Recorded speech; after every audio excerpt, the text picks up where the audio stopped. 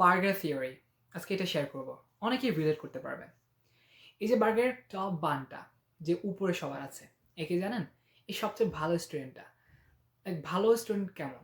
যেন বেশি পড়ে, লাইক মেধা সবারই আছে, রাইট?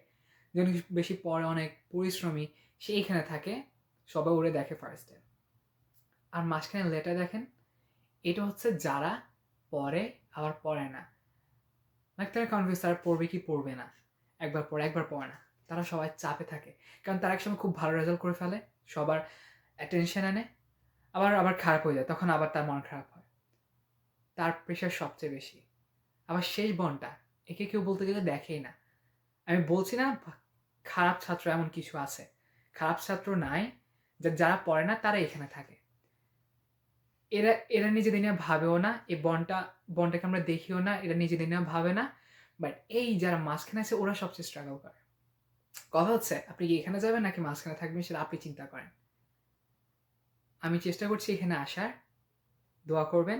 আর এখন খাবো, খাওয়ার পরে অন্য কোনো একটা ভিডিওতে দেখা হবে। Till then, good by.